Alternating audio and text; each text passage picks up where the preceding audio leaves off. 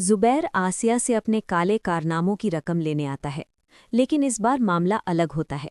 पीछे छिपा अरमान उन दोनों की एक खौफनाक वीडियो रिकॉर्ड कर लेता है। उसका मकसद साफ है, सही वक्त पर आसिया बेगम की असलियत सबके सामने लाना।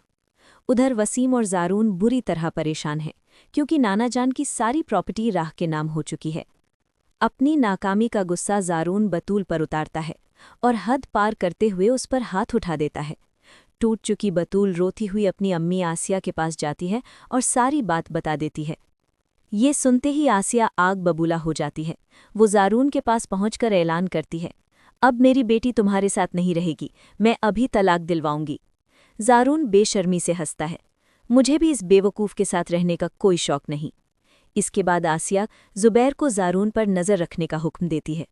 जल्द ही जुबैर को पता चलता है कि वसीम और ज़ारून नाना जान के बिजनेस को तबाह करने और धोखे से प्रॉपर्टी हथियाने में लगे हैं। सच्चाई जानकर जुबैर अरमान से मिलता है और सब बता देता है। अरमान तुरंत एक बड़ी चाल चलता है। वो एक फेक इंटरनेशनल कंपनी का जाल बिछाता है और जुबैर के जरिए ज़ारून और वसीम को भारी मुनाफे का लालच देता है। लालच में अंधे होकर दोनों अपनी सारी प्रॉपर्टी और कैश उस कंपनी में लगा देते हैं। लेकिन असल खेल तो अब शुरू होता है।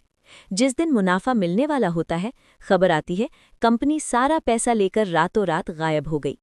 वसीम और ज़ारून के पैरों तले जमीन खिसक जाती है। तभी दरवाज़ा जोर से खुलता है। डीसी अरमान पुलिस फोर्स के साथ अंदर आता है। तुम्हारा खेल खत्म वसीम, अरमान गरजता है और सारे सबूत उनके सामने फेंक देता है। वो खुलासा करता है कि उस फेक कंपनी के पीछे वही था, ताकि उनका लालच उन्हें खुद बर्बाद कर दे और नाना जान की संपत्ति वापस मिल सके। इंस्पेक्टर आगे बढ़ता है और दोनों बाप बेटे को गिरफ्तार कर लेता है। कोर्ट उन्हें 10 साल की सज़ा सुनाती है।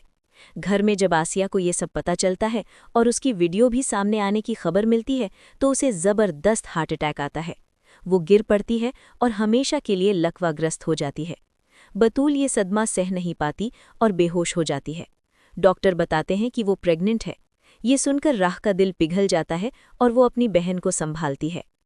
उधर बिस्तर पर पड़े अदील अंकल ये खबर सुनते ही भावुक हो जाते हैं और जैसे चमत्कार हो वो खुद अपने पैरों पर खड़े हो जाते हैं। वो अरमान का हाथ पकड़कर कहते हैं, बेटे, तुमने हमारे परिवार को बचा लिया। तुम जैसा दामाद किस्मत वालों को मिलता है।